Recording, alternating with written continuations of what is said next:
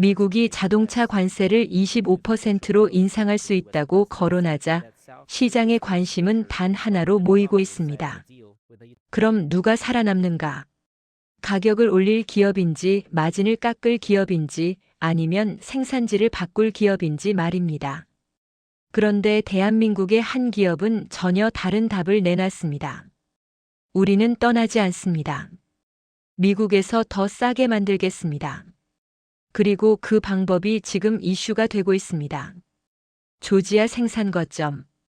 2028년부터 휴머노이드 로봇을 단계적으로 투입하는 계획. 관세가 때리는 건 가격표지만 이들이 바꾸려는 건 원가 구조입니다. 이건 관세 뉴스가 아닙니다. 관세를 무력화하는 제조 전략의 시작입니다. 오늘 영상에서 왜 이게 진짜 무서운 카드인지 과장 없이 보여드리겠습니다. 대한민국의 위대한 힘을 믿으신다면 구독과 좋아요로 응원해주세요. 저는 제임스 박입니다.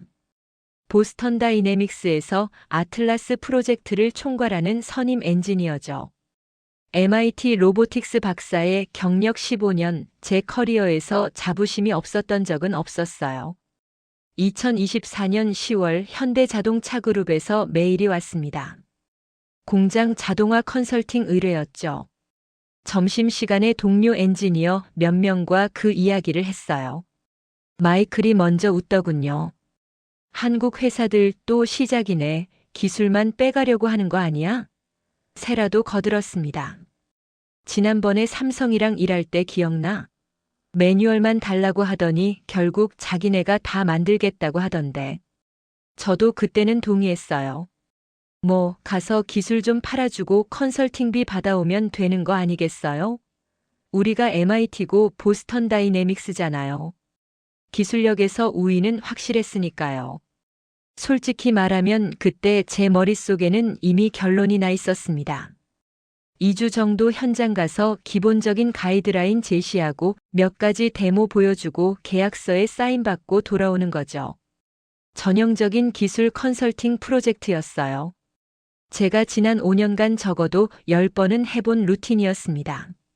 독일 자동차 회사든 일본 전자회사든 다 똑같았거든요. 사실 저한테 한국은 좀 복잡한 나라입니다. 할아버지가 한국 전쟁 참전 용사거든요. 어렸을 때 할아버지 무릎에 앉아서 옛날 사진들을 본 기억이 나요. 흑백 사진 속 서울은 정말 아무것도 없었습니다. 건물이라고는 폐허뿐이었고 사람들 얼굴에는 피로만 가득했죠. 할아버지는 그때마다 이렇게 말씀하셨어요. 불쌍한 사람들이었지. 우리가 도와줘야 했어. 그 말투에는 연민과 동시에 자부심이 섞여 있었습니다. 그 기억 때문인지 저는 한국을 항상 도움이 필요한 나라로 생각했던 것 같아요. 물론 머리로는 알고 있었습니다. 삼성도 있고 현대도 있고 이제는 잘 사는 나라라는 걸요. 하지만 가슴 어딘가에는 여전히 할아버지가 보여줬던 그 흑백 사진 속 서울이 남아 있었죠. 제가 도와줘야 하는 사람들이라고요. 현대차 측과 첫 화상회의를 했을 때도 그랬어요. 상대방은 유창한 영어로 설명했습니다. 조지아 공장에 아틀라스를 도입하고 싶다. 2028년부터 투입 목표라고요. 저는 속으로 생각했어요. 2028년? 4년이나? 타임라인 감각이 없네. 회의가 끝나고 제안서를 검토했습니다. 솔직히 놀랐어요. 나쁘지 않았거든요. 아니, 나쁘지 않은 정도가 아니라 꽤 구체적이었습니다. 부품 시퀀싱부터 시작해서 점진적으로 복잡한 작업으로 확대한다는 로드맵도 있었고요. 심지어 각 단계별 성과 지표까지 설정되어 있었습니다. 하지만 그때도 저는 회의적이었죠. 계획은 누구나 세울 수 있으니까요. 실행은 다른 문제고요. 저는 제안서 파일을 닫고 이렇게 생각했습니다. 그래, 일단 가서 보자. 10월 말 조지아행 비행기에 올랐습니다. 기내에서 프레젠테이션 자료를 만들었는데 집중이 안 되더군요. 자꾸 할아버지 생각이 났어요. 할아버지가 목숨 걸고 지켰던 나라에 제가 기술을 팔러 가는 거잖아요. 뭔가 이상하게 감정이 복잡했습니다. 옆자리 승객과 짧은 대화를 나눴습니다. 로봇 엔지니어라고 하니 관심 있어 하더군요. 저는 그냥 웃고 넘겼죠. 그 사람은 한국 기업들이 요즘 대단하다고 했어요. 저는 속으로 생각했습니다. 글쎄요, 가봐야 알겠죠. 비행기가 착륙하기 직전 창밖으로 조지아 풍경이 보였어요. 넓은 땅, 정돈된 도로, 거대한 공장들. 미국다운 풍경이었죠. 저는 가방에서 할아버지 사진이 든 지갑을 꺼냈습니다. 6.25 때 찍은 사진이었어요. 군복 입은 젊은 할아버지가 폐허를 배경으로 서 있었죠. 사진 뒷면에는 할아버지 손글씨로 이렇게 적혀 있었습니다.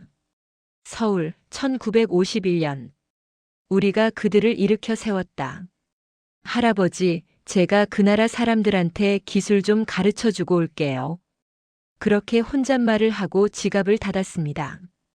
가방을 챙기면서 저는 확신했어요. 2주면 충분하다고요. 그때는 몰랐어요. 제가 가르치러 가는 게 아니라 배우러 가는 거였다는 걸요.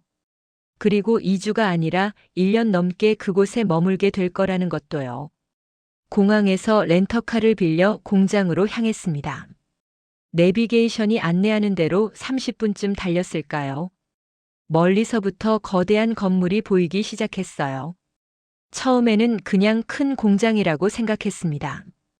가까이 갈수록 제 예상은 완전히 빗나갔죠. 주차장에 차를 세우고 건물을 올려다봤습니다. 제가 방문했던 독일 공장의 3배는 되는 것 같았어요. 아니, 어쩌면 그 이상일지도 몰라요.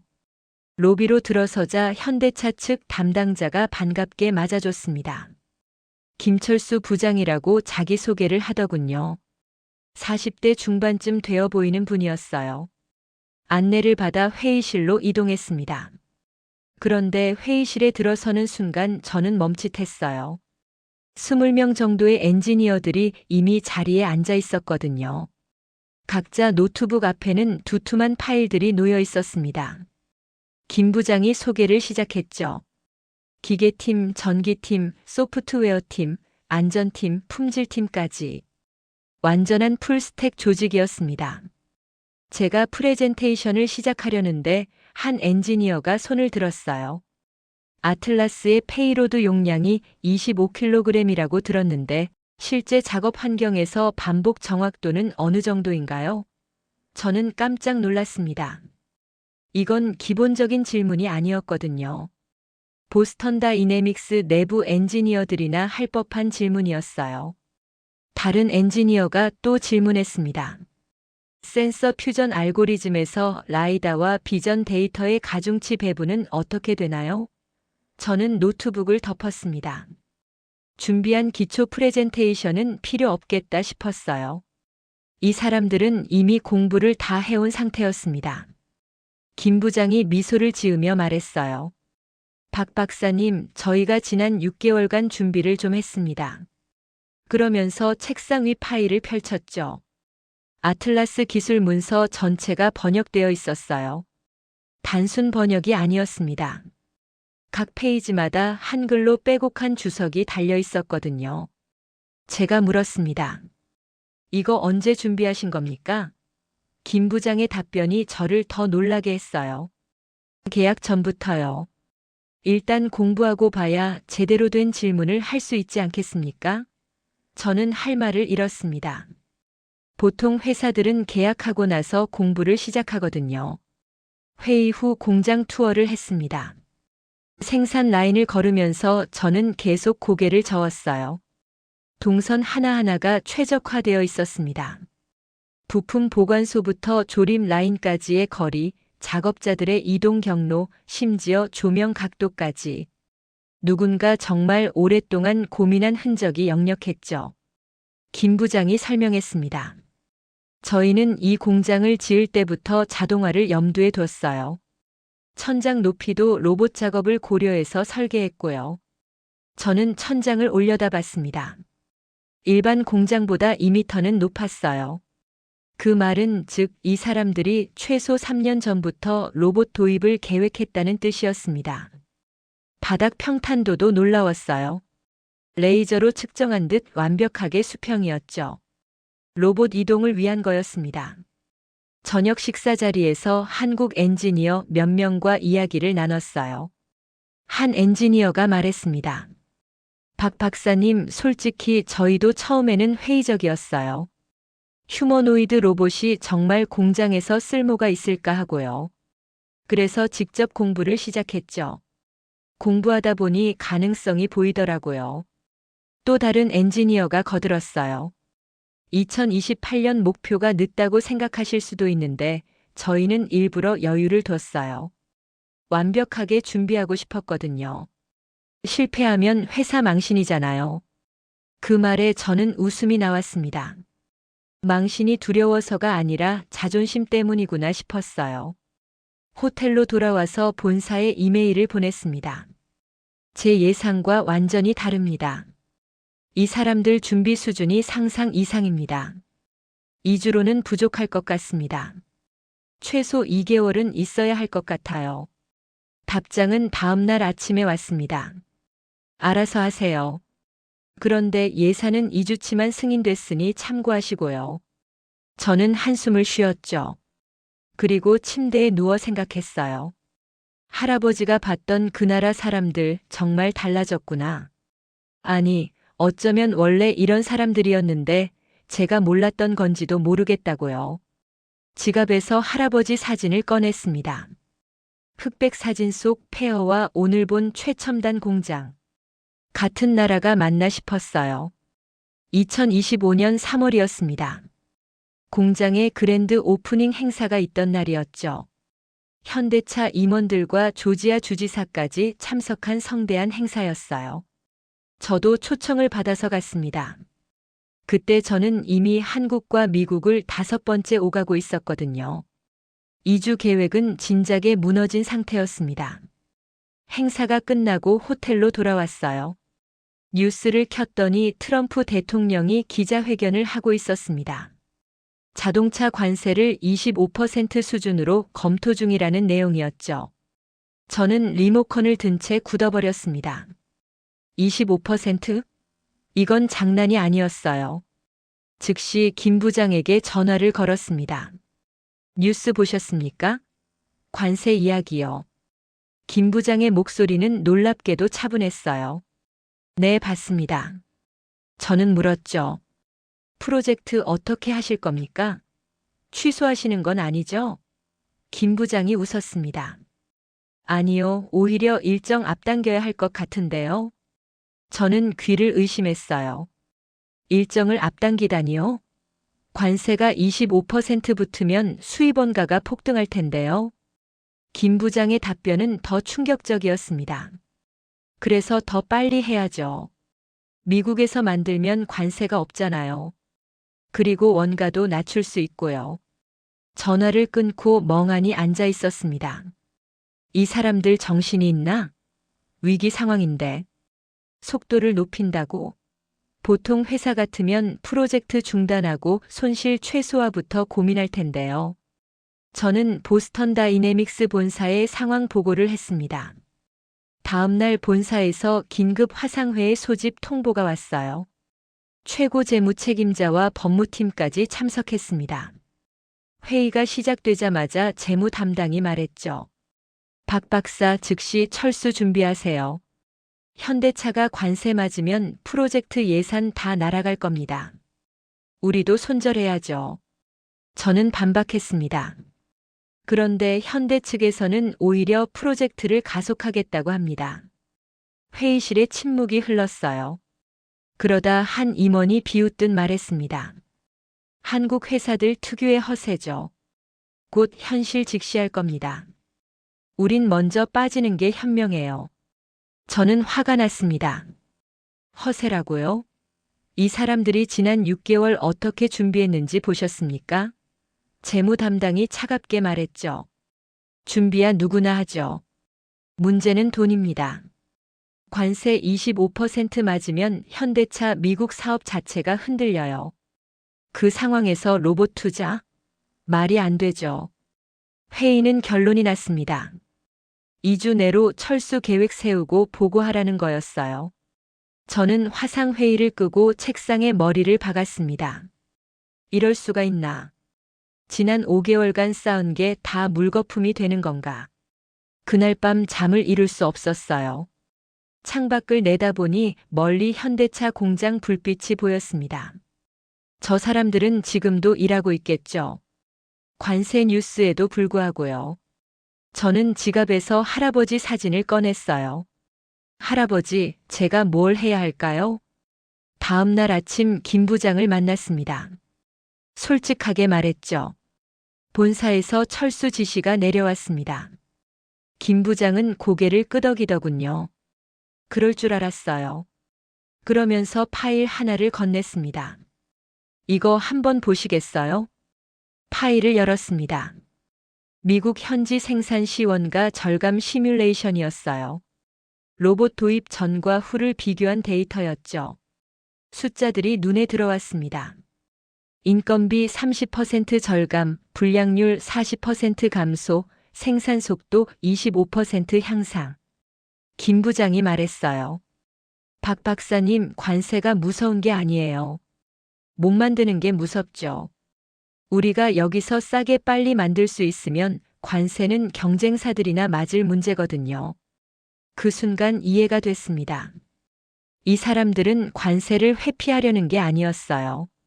관세를 무기로 바꾸려는 거였죠. 저는 물었습니다. 그래서 지금 필요한 게 뭡니까? 김 부장이 웃었어요. 박 박사님이 남아주시는 거요. 그리고 저희와 함께 이 프로젝트 성공시켜 주시는 거죠. 저는 그날 호텔로 돌아와서 사직서를 썼습니다. 보스턴 다이내믹스 본사에 보낼 이메일도 함께요. 제목은 간단했습니다. 저는 남겠습니다. 본사의 답장도 빨랐어요. 그럼 당신 혼자 알아서 하세요. 회사는 책임 안 집니다. 저는 웃으면서 답장을 보냈죠. 알겠습니다. 제 책임으로 하겠습니다. 2025년 5월 저는 더 이상 보스턴 다이내믹스 직원이 아니었습니다. 현대차와 독립 컨설턴트 계약을 맺었죠. 돈은 전보다 적었어요. 하지만 이상하게 마음은 편했습니다. 이제 본사 눈치 볼 필요가 없었거든요. 프로젝트는 본격적으로 가속화됐어요. 김 부장 팀은 부품 시퀀싱 구간 분석을 시작했습니다. 저는 그 과정을 지켜보면서 점점 놀라게 됐죠. 이 사람들의 작업 방식이 제가 알던 그 어떤 회사와도 달랐거든요. 첫 번째 회의에서 한 엔지니어가 엑셀 파일을 띄웠어요. 스크롤을 내리는데 끝이 안 보이더군요. 몇 줄이나 되냐고 물었더니 2347줄이라고 했습니다. 부품 시퀀싱 한 구간을 0.3초 단위로 쪼갠 거였어요. 각 동작마다 소요 시간, 이동 거리, 에너지 소비량까지 다 계산되어 있었죠. 저는 물었습니다. 이거 언제 만드셨어요? 젊은 엔지니어가 대답했어요. 지난 3주 동안이요. 저희 5명이 교대로 작업했습니다. 저는 어이가 없었어요. MIT에서 박사 논문 쓸 때도 이 정도로 치밀하게 안 했거든요. 그 옆에 있던 선임 엔지니어가 말했습니다. 박 박사님, 이 정도는 기본이에요. 우리가 로봇한테 일을 시키려면 우리가 먼저 그 일을 완벽하게 이해해야 하잖아요. 그래야 로봇도 제대로 가르칠 수 있죠. 저는 고개를 끄덕였어요. 맞는 말이었습니다. 어느 날 밤 10시쯤 공장에 갔어요. 서류를 두고 와서요. 그런데 사무실에 불이 켜져 있더군요. 들어가 보니 김 부장과 엔지니어 3명이 컴퓨터 앞에 앉아 있었습니다. 아직도 일하세요? 김 부장이 웃으면서 답했어요. 좀 막히는 부분이 있어서요. 화면을 봤습니다. 로봇 팔 궤적 시뮬레이션이었어요. 0.8초 구간에서 자꾸 간섭이 발생한다는 거였죠. 제가 슬쩍 봤는데도 해결책이 안 보였어요. 그런데 새벽 1시쯤 김 부장한테서 문자가 왔습니다. 해결했습니다. 팔각도를 12도만 틀면 되더라고요. 저는 그 문자를 보면서 울컥했어요. 0.8초 구간의 12도 각도 차이. 이게 한국 엔지니어들의 세계구나 싶었습니다. 완벽할 때까지 포기 안 하는 사람들이었어요. 6월 어느 날 현장에서 문제가 터졌습니다. 로봇 테스트 중에 센서가 오작동을 일으킨 거예요. 부품을 잡아야 하는데 3cm 빗나가더군요. 저는 당황했죠. 이건 하드웨어 문제일 수도 있었거든요. 보스턴 다이내믹스 본사에 연락해야 하나 고민했어요. 그런데 한국 엔지니어들은 즉시 원인 분석에 들어갔습니다. 센서 로그를 뽑고 환경 변수를 체크하고 심지어 바닥 진동까지 측정했어요. 2시간 만에 원인을 찾았죠. 에어컨 송풍구 위치 때문에 국지적인 기압 차이가 생긴 거였습니다. 해결책도 빨랐어요. 센서 알고리즘에 기압 보정 로직을 추가했습니다. 30분 만에 코드 수정이 끝났죠. 테스트를 다시 돌렸더니 완벽하게 작동했어요. 저는 그 광경을 보면서 전율이 흘렀습니다. 이 사람들 문제를 회피하지 않아요. 정면으로 뚫고 나가더군요. 그날 저녁 김 부장과 맥주를 마셨습니다. 제가 물었어요. 부장님, 솔직히 왜 이렇게까지 하세요? 회사에서 시키는 것 이상으로 하시잖아요.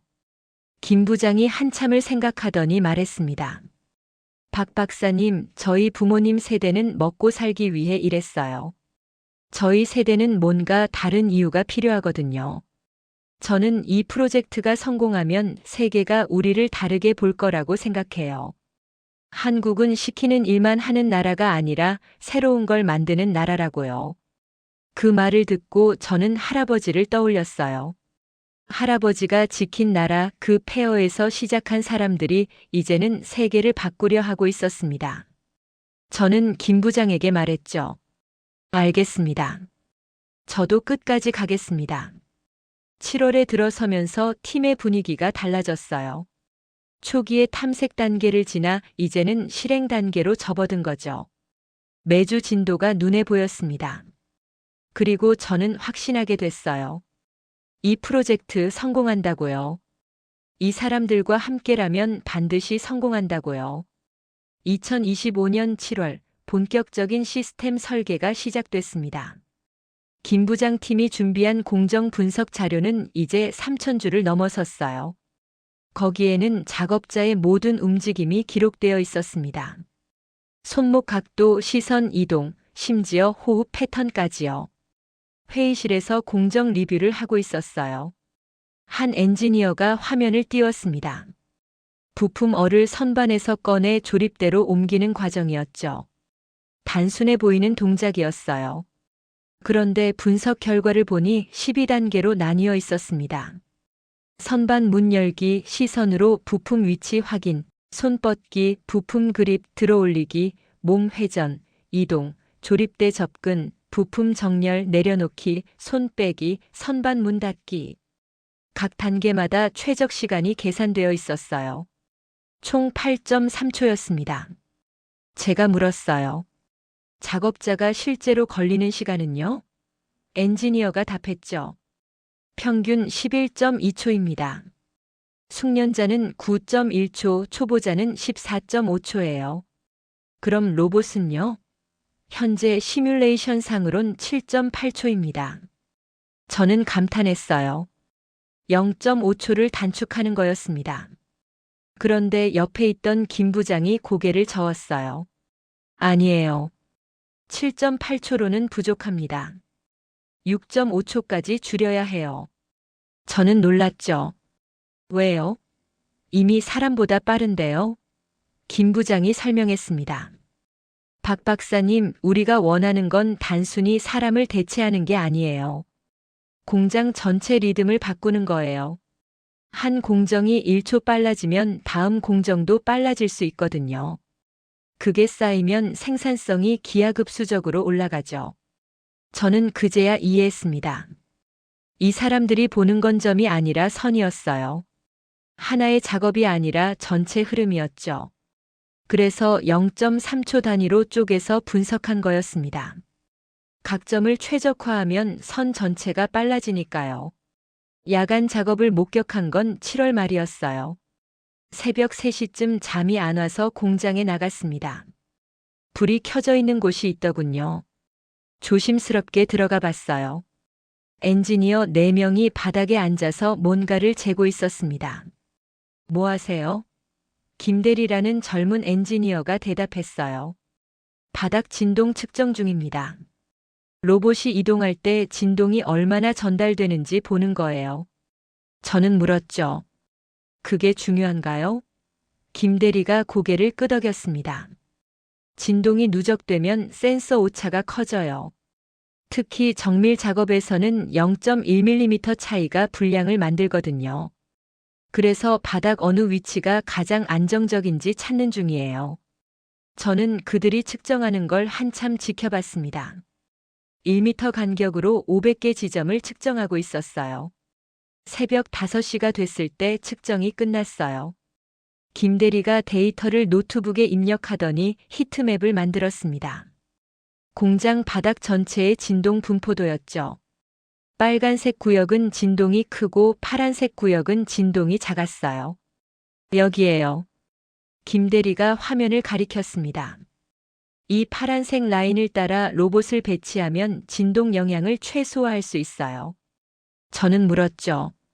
이거 미국 노동법 위반 아닌가요? 새벽 작업이잖아요. 김대리가 웃었습니다. 저희 자발적으로 한 거예요. 낮에는 장비 소음 때문에 정확한 측정이 안 돼서요.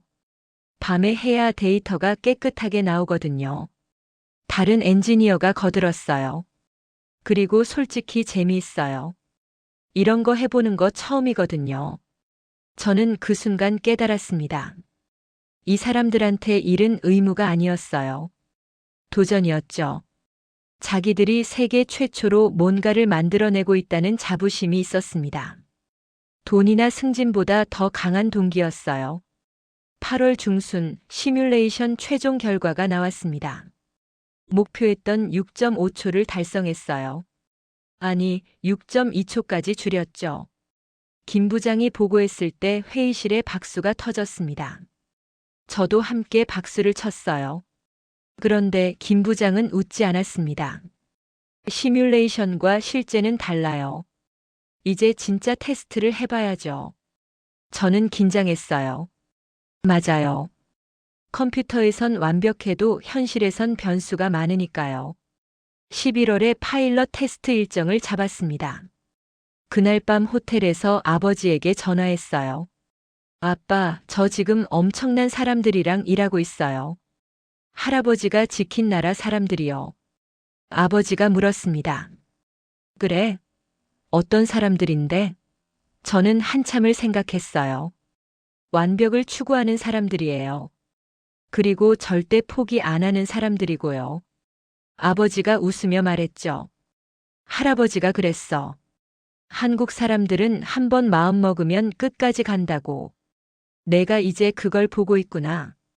저는 대답했어요. 네, 아빠. 제가 직접 보고 있어요. 2025년 11월 15일 드디어 파일럿 테스트 날이 왔습니다. 보스턴 다이내믹스 본사에서 임원 2명이 참관하러 왔어요.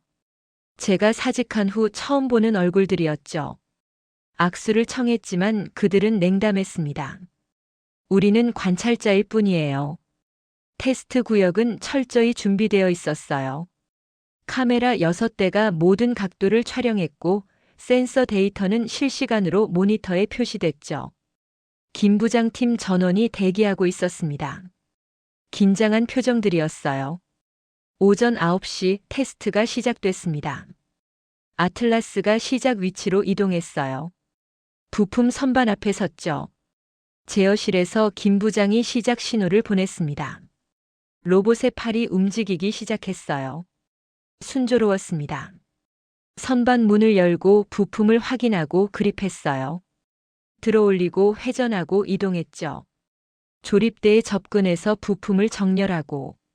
그런데 바로 그때였어요. 로봇이 멈췄습니다.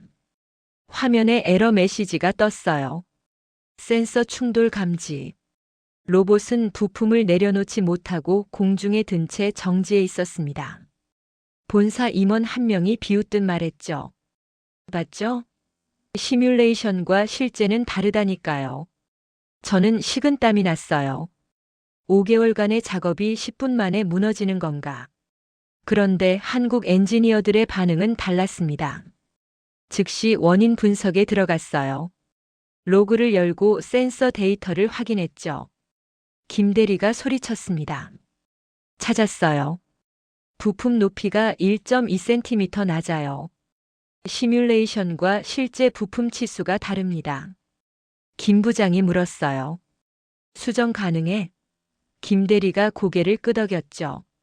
보정 코드 짜면 돼요. 5분이면 됩니다. 본사 임원이 끼어들었어요. 5분? 농담하시나요?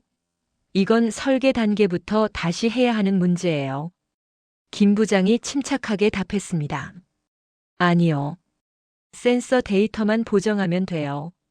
소프트웨어 패치로 해결됩니다. 김 대리가 노트북을 두드리기 시작했어요. 코드가 빠르게 작성됐습니다. 3분쯤 지났을까요? 완료됐어요. 김 부장이 확인하고 업로드 명령을 내렸죠. 로봇 시스템이 재시작됐습니다.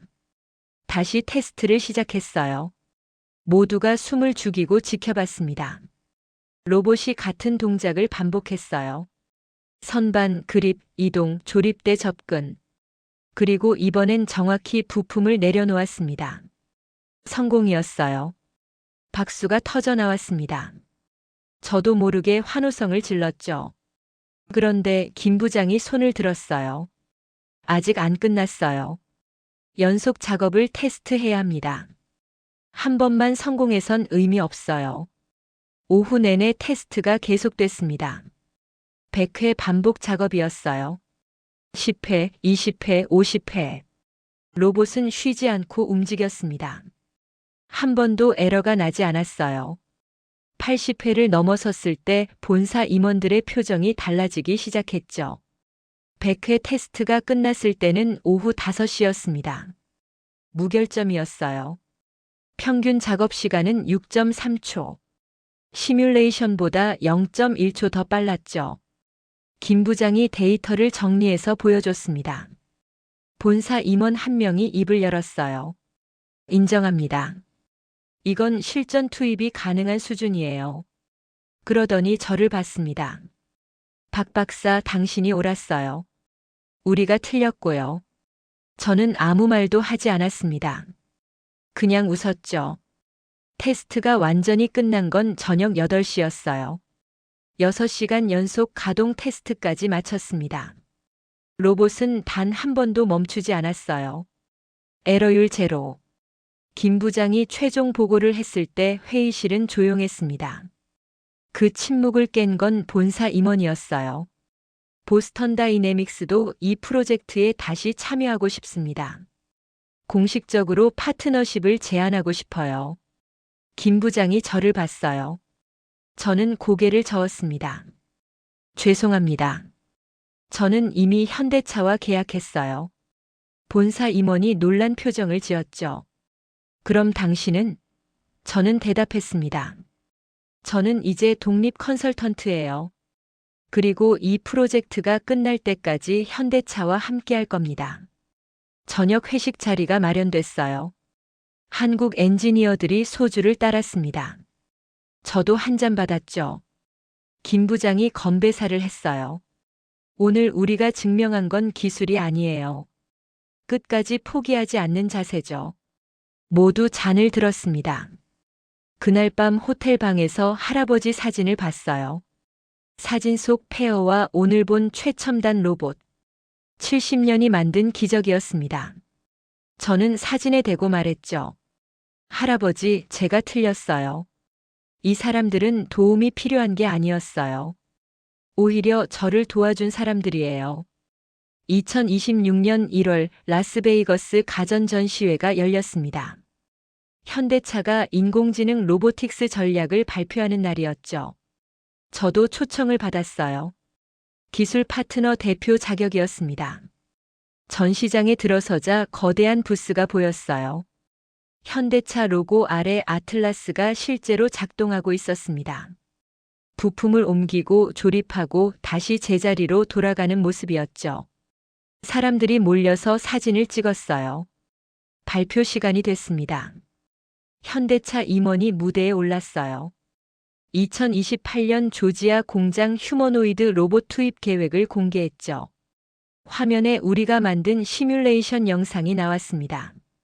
그리고 실제 테스트 영상도 함께요.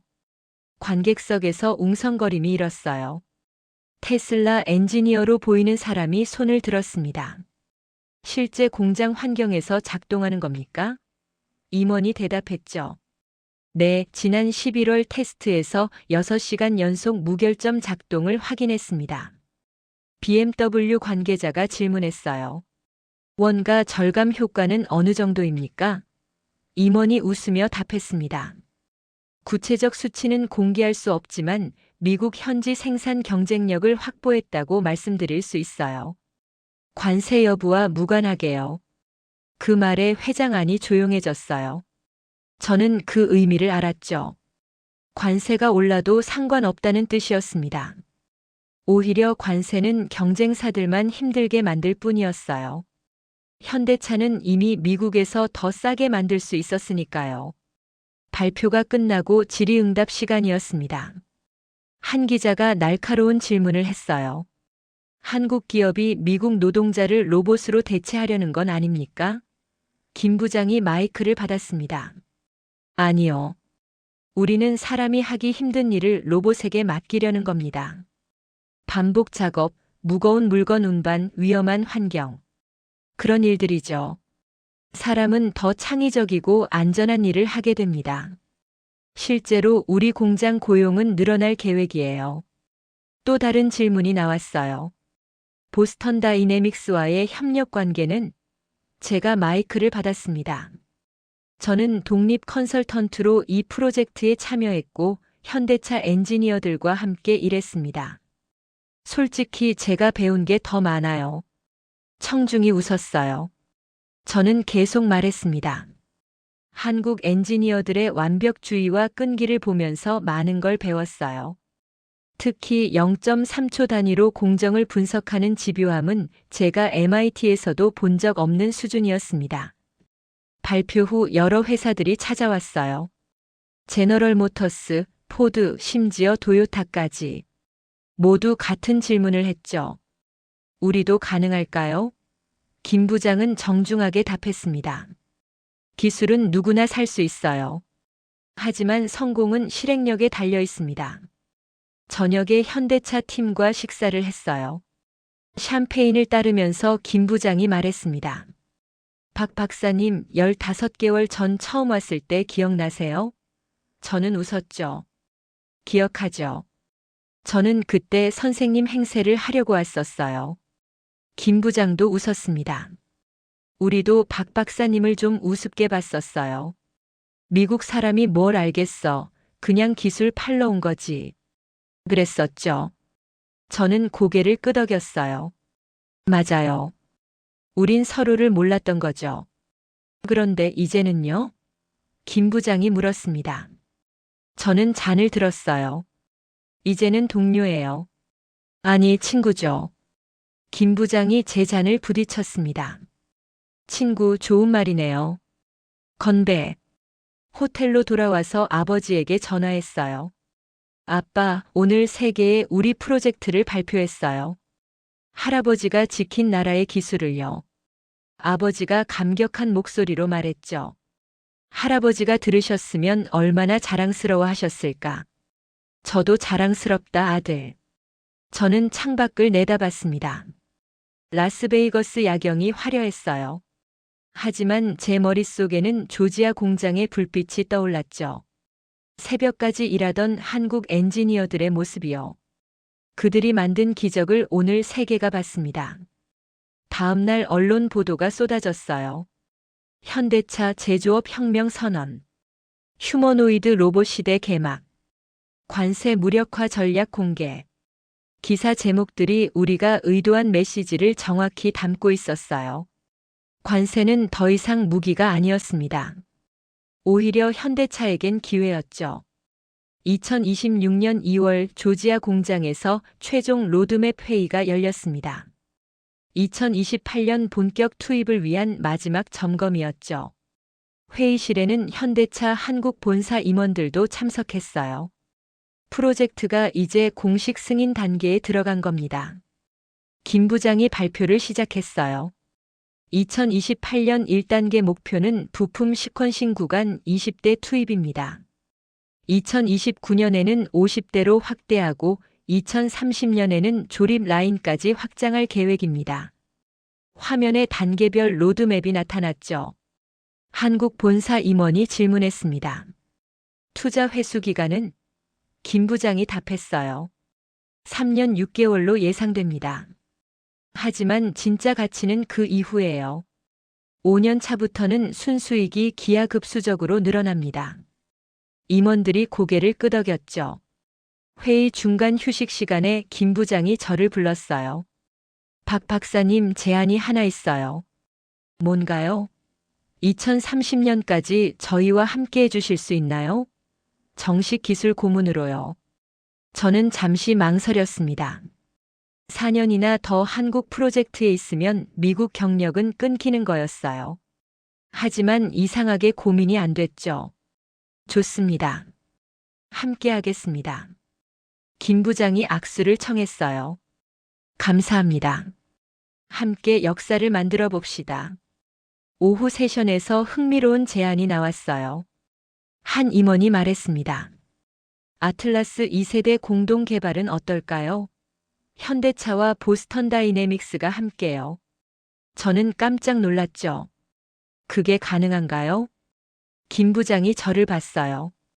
박 박사님이 중간에서 연결해 주시면 가능할 것 같은데요. 저는 생각했습니다. 보스턴 다이내믹스는 로봇 기술이 있고 현대차는 실전 적용 경험이 있어요. 합치면 시너지가 날 수 있었죠.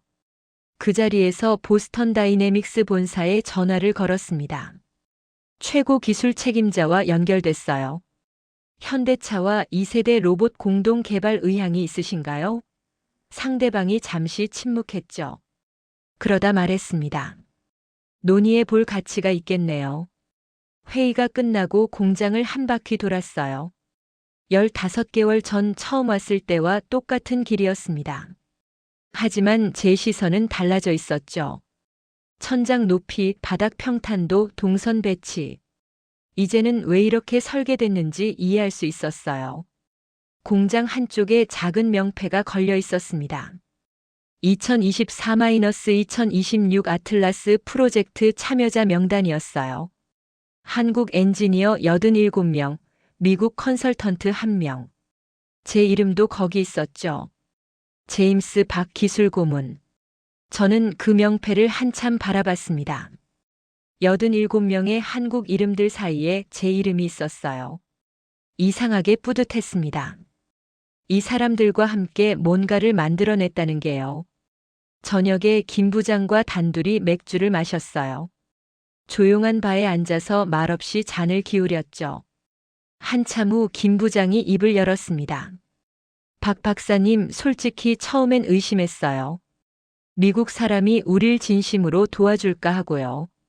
저도 솔직히 말할게요. 저도 의심했어요. 한국 회사가 이걸 진짜 해낼까 하고요. 우리 둘 다 웃었습니다. 우리 둘 다 틀렸네요. 김 부장이 말했죠. 맞아요. 우리 둘 다 틀렸어요. 김 부장이 계속 말했습니다. 박 박사님이 우릴 가르친 게 아니에요. 우리가 함께 배운 거죠. 서로에게서요. 저는 고개를 끄덕였어요. 맞아요. 제가 기술을 팔러 온 줄 알았는데 사실은 배우러 온 거였어요. 그날 밤 호텔 방에서 할아버지 사진을 마지막으로 봤습니다. 사진 뒷면의 글귀가 눈에 들어왔어요. 서울, 1951년. 우리가 그들을 일으켜 세웠다. 저는 펜을 꺼내 그 아래 한 줄을 더 적었습니다. 조지아, 2026년. 그들이 나를 일으켜 세웠다. 15개월 전 비행기에서 했던 혼잣말이 떠올랐어요.